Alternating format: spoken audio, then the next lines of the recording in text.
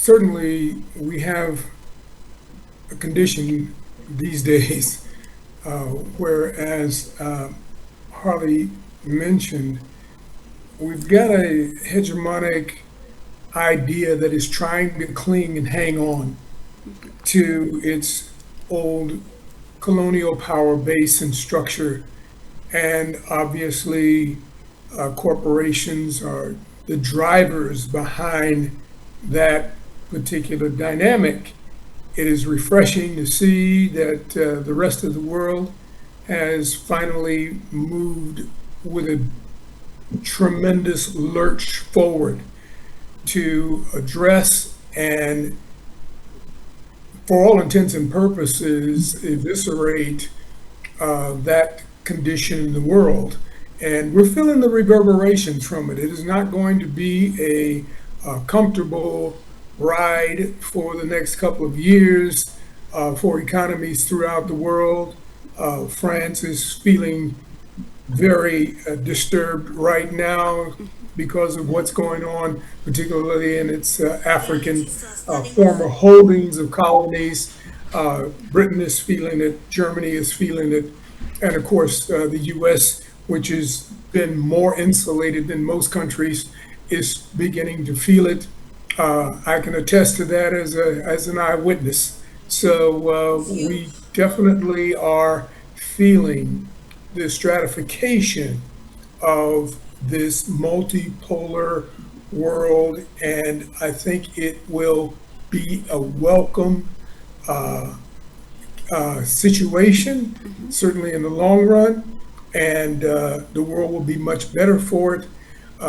We are looking forward to making the transition as amicable as possible, and I think that is job number one for people like those on this call. Well, you mentioned China and the US and India and Russia as being the power centers. And what we have to start doing is rethinking geopolitics where we have new players. We've got new players coming into the system now. Of course, there's Brazil and African nations are coming more to the fore. South Africa in particular, Nigeria is becoming more of a player. And we've got a few other players out of Latin America, Venezuela, and Indonesia. And we need to understand that in order to fulfill this ideal of multipolarity and creating a more multipolar world in a system and in a situation where the direct forces for decades and centuries has been to make it a unipolar world or a bipolar world, and to shift from that to where we are now, I think is a wonderful thing for us to see and be a part of in our lifetimes. But we need to hasten the development of what is going on in places like Africa and Latin America and in Southeast Asia to allow those areas to develop more quickly and more structurally. Because my fear is if they don't understand how this shift is going to play out and how quickly it's going to play out, they can be overwhelmed and be thrown back into a situation where they are expectant to be subsidized and essentially floated by organizations like the IMF and the World Bank, which Harley is just so eloquently characterized as really relics of the past. And we really have to put these organizations behind us, but we need to do it with new institutions and new organizations. And that means there needs to be a basic realization of where power is shifting in the world. Africa needs to step up its game in unification. The unification of African countries is the only way to enhance and develop the kind of strength and integrity that Africa needs so that it can join it can really assume its place at the world table of nations. And I mean a table with China and a table with the US and India and Russia as an equal, as a co-equal. And no individual country in Africa has the capacity to do that presently. You cannot do that unless there is consolidation of power. And I hope that Africans are understanding this opportunity and where they are at this moment in time to achieve that. Sure. Okay. I would just venture to say that Africa again has a amazing opportunity right now to essentially grab the attention of the world, but it can only do it if there is a movement in Africa towards unification. What's going on in the Sahel right now is a great idea. The states in the Sahel have the correct approach to this by consolidating. When you're talking about Guinea and Niger and Mali and Burkina Faso and now Chad and possibly Senegal becoming a combined state, a combined effort to move forward and speak with one voice, or at least a unified position among that region. That's the key. If I told you, or if I asked you, what are the five most powerful countries in the world right now, you would say the US, China, India, Russia, Canada. And then if you just thought about it, the geography that's involved says simply that those are the largest countries in the world. Size matters. If you don't control territory, then you cannot prosper. Europe has adopted, and what Harley was just speaking about in terms of the EU. The EU was just a fancy way to re-emerge Europe as one consolidated force, one consolidated instrument of power. All of the states of Europe are now united under that EU flag. Africa, even though it has an AU, has not moved or transgressed to the level of power consolidation that is apparent and has been apparent in Europe for decades and centuries. So Africa has to understand and learn this is how the game is played. You can't participate in the game if you just want to come in and sit at the table. Africa has the capacity to bring a whole new table into the room and seat everybody at the African table. Africa has the resources. Africa has the extensive ability to marshal its own human resources. It has a vibrant young population that will be a powerful force for brokering as Africa goes forward. But we have to think more clearly. We have to think more in a specialized way of how does power work? How does geography work? And how can we take advantage of this situation to the benefit of Africa in this multipolar world? Sure. Well, the old world order is not going to give up their dream and their vision of having a unipolar world. That is not going to go away anytime soon. Multipolarity in the world was inevitable. You can't have growing economies around the world, growing systems of ideology and culture that are flourishing on their own without a eventuality of some multipolarity scenarios that would naturally come about. And that should be something that is welcome and healthy. We have advanced as a world because we are a multipolar, multicultural, multi-dimensional world in itself. And if you look at individual countries, China had to put itself back together after World War II. It was fractionalized, had several colonial masters, and really had to conceive of a China that they could go forward with.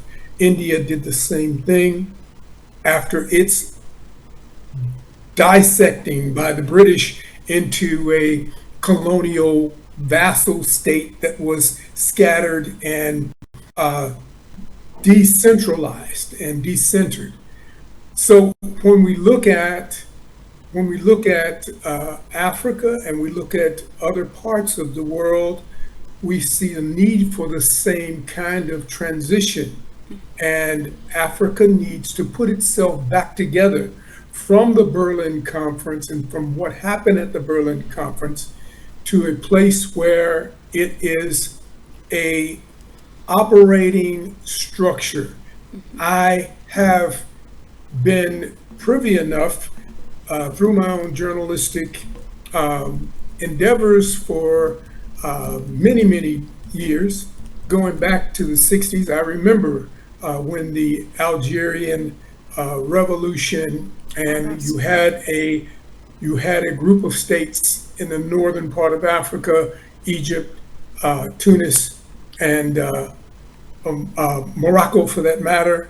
And then I also remember the Southern African states, the Patriotic Front, the movement to align in Southern Africa to develop as well. Nigeria certainly has stood its own and has created a tremendous market in having a population now centered in Nigeria of over 250 million people or so. That is major accomplishments have happened on the continent.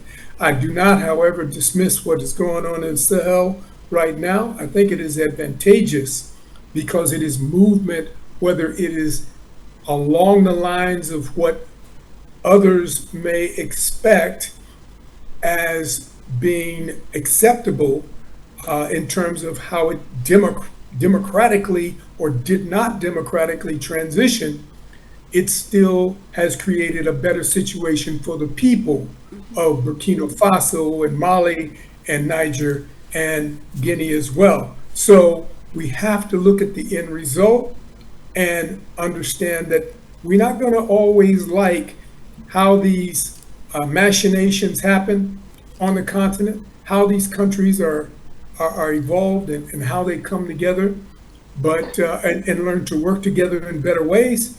But it is going to be something that we're going to have to live with and accept for their base and final result. So I applaud what is going on in the Sahel from that standpoint. But we've watched societies, cultures develop because of that exact analysis. They understand that power does emanate from the populace and the people.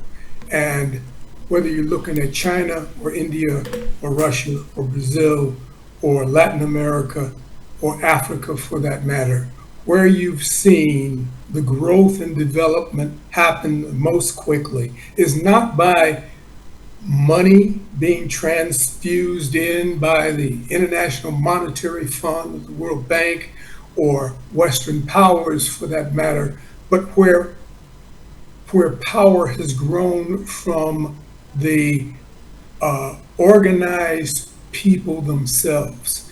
So people, organization, that dynamic has not changed in the last 200, 300, 400 years at least.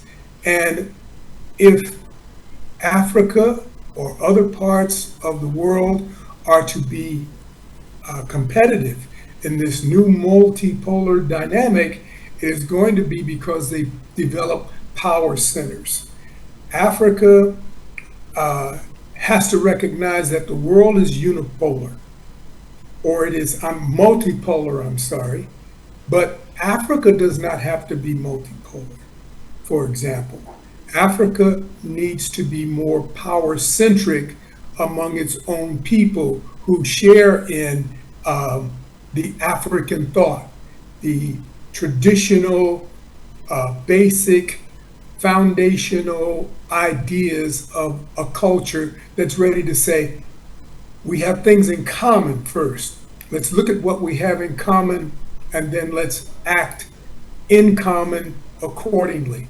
That is the prefaces that Africa is at right now, and Africa needs to recognize that it can take advantage of it, or it can allow it to be squandered and just etherealize into another several decades and centuries where Africa will be continuously exploited. I don't want to see that because I'm African and I understand that we have to assume our rightful place in the world, in the global structure. But we can't do that divided as we've been since, as Nkrumah said way back at Casablanca in 1958. We need to organize and we need to unite. When Africa can internalize that traditional idea, I think things will move forward very, very quickly for particularly Africa. 4 minutes, we didn't get a chance to hear the completion of his statement, but I think that in terms of the multipolar conversation that we're generally trying to articulate here, it is, again, an amazing opportunity for the world and for Africa especially, because it gives Africa some room to make some critical decisions about how Africa is going to go forward. We have certainly corporations, international corporations, multinational corporations have been talked about for many years and many centuries and decades. They are the principal drivers of what happens from the Western countries in particular, and to a lesser degree, but to a nationalistic degree when you start talking about China and Russia. But the drivers and the wild card elements are the corporations. They each want to do what they want to do in the world throughout colonies and former colonies, and they want to be able to move freely. And they can do that as long as they have the financial controls to be able to give benefits and extract benefits, impose sanctions, or make things easy for various institutions and countries along the way. So they really pull the strings. We talk a lot about what power we have as one country or another, but it's really the corporations that are the drivers. Whether we're talking about 50 years ago when IBM largest contract was the pass loss system in South Africa, or you're talking about today where Elon Musk and Mark Zuckerberg control how we communicate throughout the world.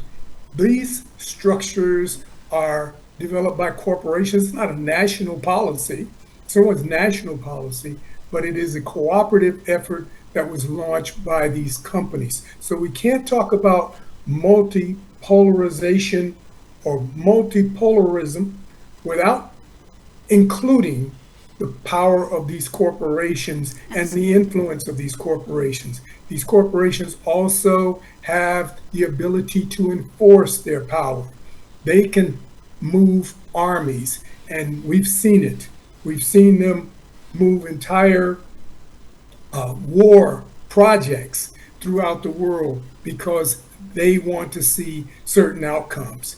Africa is still in a very vulnerable position and very vulnerable to that kind of activity. There is no way that Togo and Benin and Malawi should be trying to negotiate contracts with China and the United States. It's a non competitive situation. When we talk about multipolarism, we're not talking about it to that extent. If you are, it is a very fragmented and losing proposition for those smaller countries. There Okay. has to be some consolidation. There has to be some re branding and redevelopment, reinfusion, if you will, of African thought, so that we can reconstitute what Africa can be. Okay. Africa has the resources that the world needs. I mean, still 35 of the, or I'm sorry, I believe it is uh, uh, 40, I'm sorry, just wanted to kind of flash back. I haven't used these figures in a while, but it's about 25 of the 36 elements that are necessary to drive any industrialized society are only found in Africa. And they have a preponderance of the rest of those mineral elements to contribute. 40% of the gold reserves of the world are in Africa. Africa can move in a distinctly different direction and, as I said earlier, Okay. command more of a presence at the international table of nations, All but it right. has to do so in a consolidated way. Okay. So,